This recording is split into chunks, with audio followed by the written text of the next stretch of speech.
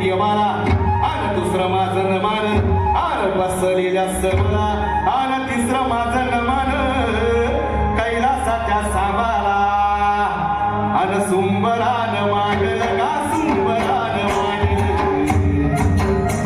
हे सुंबरान मांडलं का सुंबरान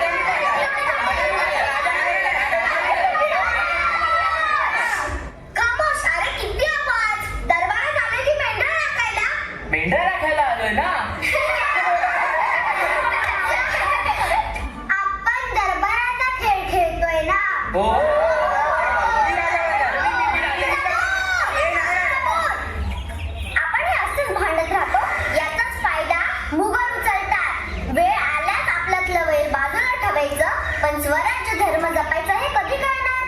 हो बरोबर आहे, बरोबर आहे. हो बरोबर. माफी असावी राणी साहेबा. माफी असावी. ए गण्या माफी माग. अरे पण ती खरोखरची राणी आहे काय? सेनापती, गण्या आपली प्रजा आहे. प्रजा राजाला जे नाव देते ते राजाला मान्य असतं.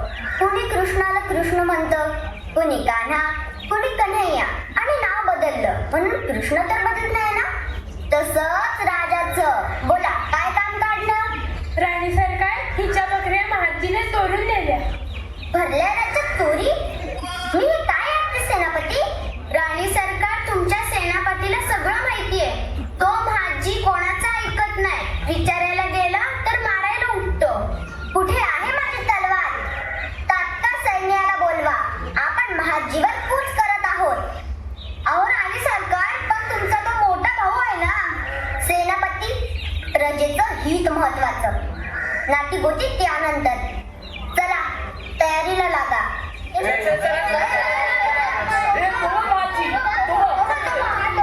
तिकडे काय रे, काय तुमचं इकडं?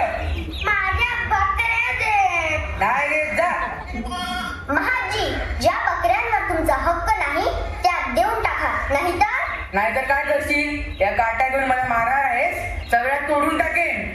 मग तुमची चौकशी आमचे सरसेनापती म्हणजे तुमचे वडील आणि आमचे आबा मानकोजी करतील. मग बसशील रडत. जा बाई जा, तुझ्या बकऱ्या घेऊन जा.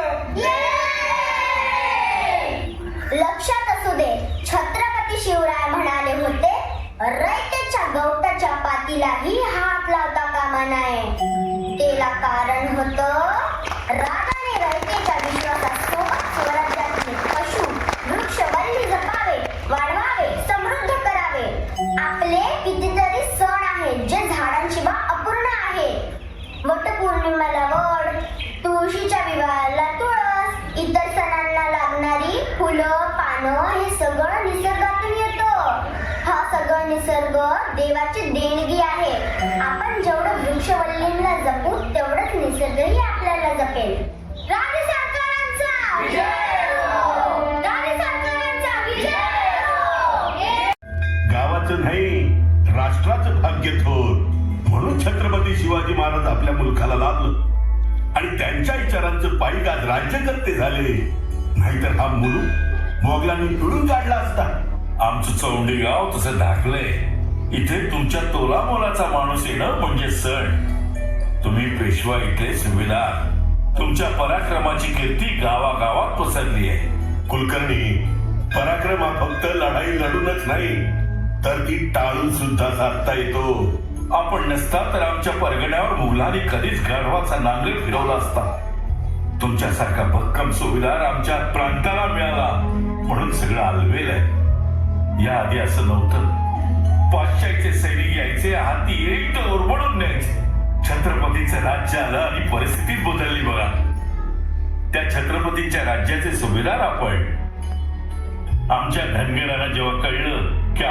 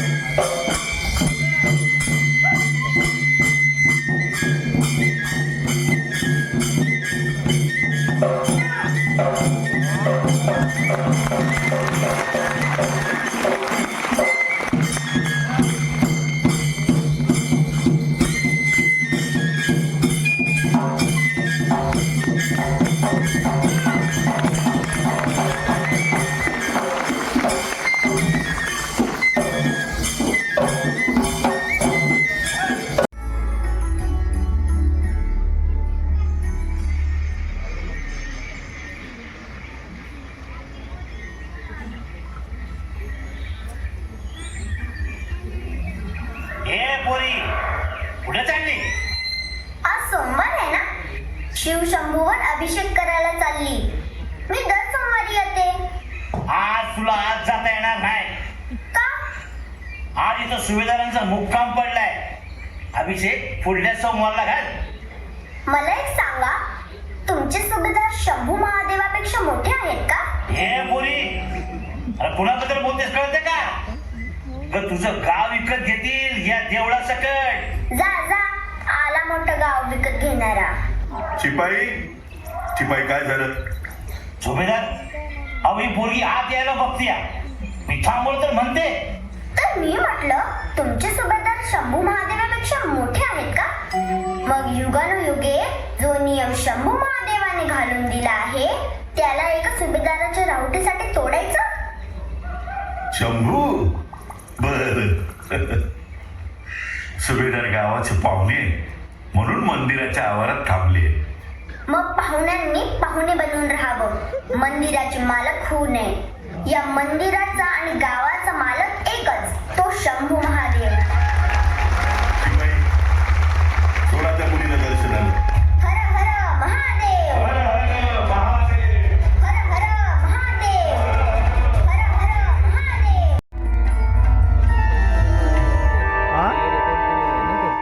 अहो कुलकर्ण्यांनी पुढे निरोप पाठवला म्हणून बरं झालं, नाहीतर आपली ताराबळच उडाली असती. पण मी काय म्हणते, ते इंदूर खूपच दूर आहे बघा. आता पोरीला इथे जवळच्या गावात देऊ की? जवळच्या गावात अहो पंचक्रोशीत मल्हारराव होळकरांसारखा दुसरा माणूस नाही. ते स्वतः लग्न ठरवाय येतात आणि कसल्या बालत्या शंका काढताय तुम्ही? अहो पण पोरगी जवळ असली की नजरेसमोर लागते. आवडती फक्त तुमच्या. माझ्या पोरीची नजर अखंड हिंदुस्थानात फिरणार आहे बघ. पाटील पाहुणा आलं. शहाजी गोड पाणी घेऊन ये की. आणतो आणतो. या या या या या.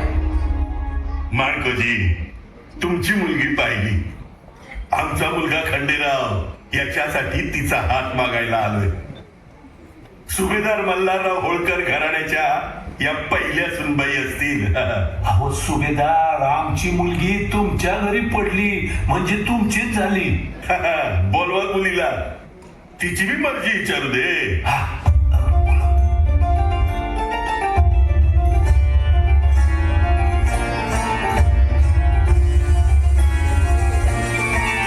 ये मुली ये. मुली, इंदूरला येशील? आवडेल तुला? हो, पण काय आहे इंदूरला? इंदूरला काय हाय? इंदूरला काय नाही ते विचार. सोनं नाणं रूप मोती हत्ती घोडे महाल फुलं फळं सगळं सगळं आहे. इंदूरला बकरी आहे? बकरी? बकरी? काय येण्यासारखं बोलतेस? माटकोजी, आम्हाला हुंडा म्हणून बकरी हवी आहे. अहो दिले दिले किती पाहिजे तेवढे देतो. कुलकर्णी, लग्नाच्या तयारीला लागा. पंचक्रोशीला वर्दी द्या, गावोगावी अक्षत पोहोचू द्या. खंडेराव होळकर यांचं लग्न अहिल्याबाई सोबत होणार आहे याची बातमी वाऱ्यासारखी पसरू द्या.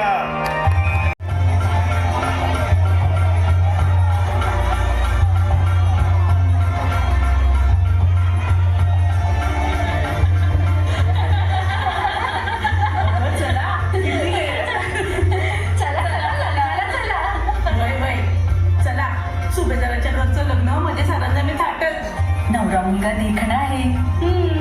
नवरी मुलगी बघ कमी नाही देखणी.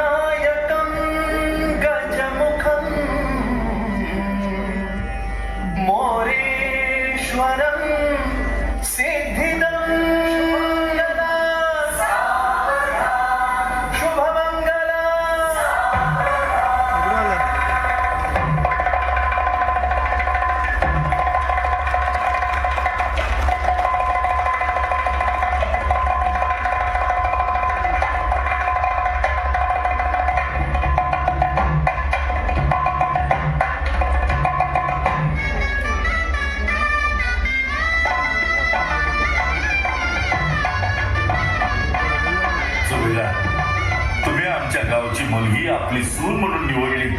हा गावासाठी मानाचा आपणही भरभरून द्याल याची आम्हाला खात्री आहे.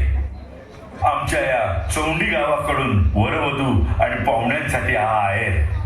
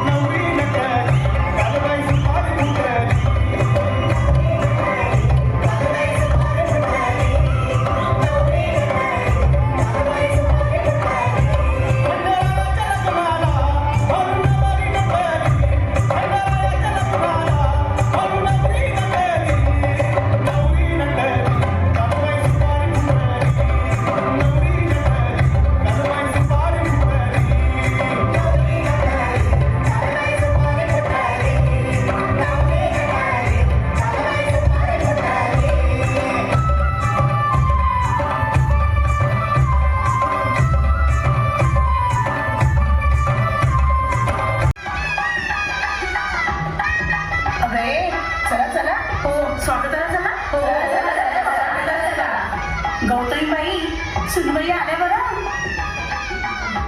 यावं सुनबाई यावं. तुमचं या होळकरांच्या वाड्यात स्वागत आहे. ठीक से देख लो बहू रानी, अब यही आपका नया घर है.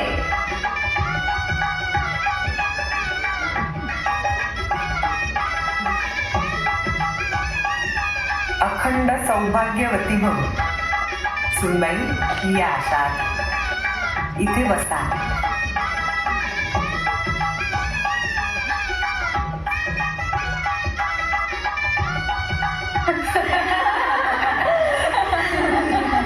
सुनबाई किती सुंदर आहे, तेजस्वी आहे. मल्हाररावांची निवड.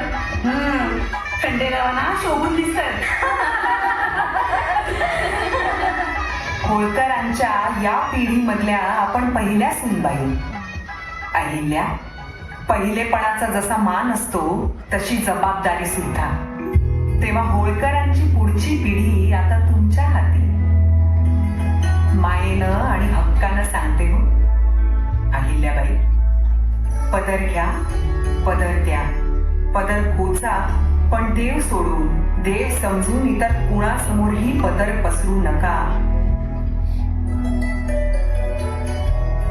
तुमच्या पावलांनी या होळकर घराण्याची, वाड्याची, इंदूरची आणि माळव्याची भरभरा हो, हाच आशीर्वाद.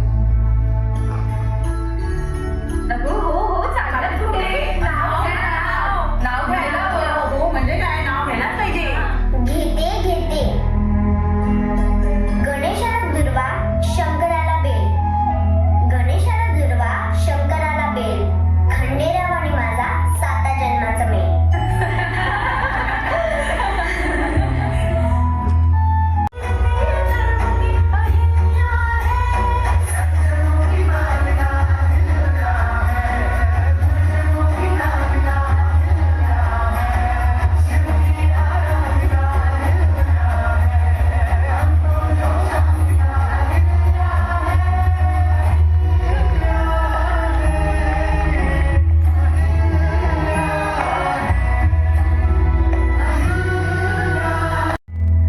उत्तम, अतिउत्तम. अहो, आपल्या सुनबाई फार हुशार आहेत. हो ना, स्वराज्य आणि स्वधर्म एका वाक्यात गुंफलं. फक्त नाव घेण्यात नाही, अहिल्याबाई यांची राज्यातल्या प्रत्येक गोष्टीवर नजर आहे. काय म्हणता? हो, आणि मल्हारराव सुद्धा त्यांना दरबारात उपस्थित ठेवूनच कारभार पाहतात, जेणेकरून त्यांना राज्यव्यवस्था जवळून कळावी. वाकणीस चिमाजी अप्पांना पत्र लिहा, म्हणावं आमच्या सरंजामीतून काही हिस्सा कमी करावा आणि तो भाग आमच्या कुटुंबाला म्हणजे गौतमाबाईंना द्यावा, जेणेकरून दान धर्म करताना त्यांचा हात ढाकला होऊ नये आणि वेळोवेळी खजिन्यातून मागणी करावी लागू नये. आम्ही मानतो की पुरुषाने कमावलेल्या संपत्तीच्या चौथाईवर त्याच्या स्त्रीचाच हक्क आहे. काय म्हणता सुनबाई, तुम्हाला काय वाटतं या निर्णयाबाबत? अगदी बरोबर. पण स्त्रीचा हिस्सा हा फक्त संपत्तीत नाही तर दुखापतीतही असायला हवा. जशी संपत्ती जवळ करता येते तसा पुरुषाचा त्रास आणि शौर्य सुद्धा स्त्रीनं उचलायला हवं. म्हणजे किमान 1/4 तलवारीवर सुद्धा स्त्रीचा हक्क हवा. असताना जशी मी सरकार दरबार कायम ठेवते तोच आदर्श खरा घरातल्या पोरींना द्या. म्हणजे विशाळगडाचा वेढा तोडायला जशा राजमाता जिजाऊ सज्ज झाल्या होत्या, तारा राणींनी मोगलांना पळता भुई थोडी केली होती, तोच आदर्श माळव्याच्या लेकी बाळींच्या नजरेसमोर कायम असू दे. ही मनगट भाकरीच नाही तर सत्ता सुद्धा पालटवू शकतात हे त्यांना कळू दे. आपलं सैन्य मोहिमेवर असताना राज्य उघड्यावर पडलं नाहीये हे शत्रूला कळू दे. आमचा सूर्य नजरेआड असला तरी घरातल्या मशाली रात्र जागती ठेवती. राणी सरकार, पण ते बहादर तयार आहे.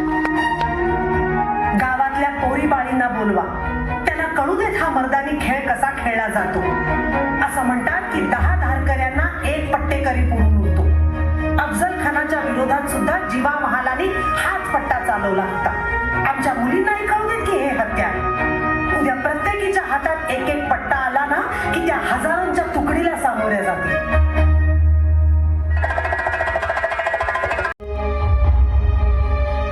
मला कर्तव्यासाठी मोह जाळावा लागेल. आज अहिल्याच्या इच्छा सती जाती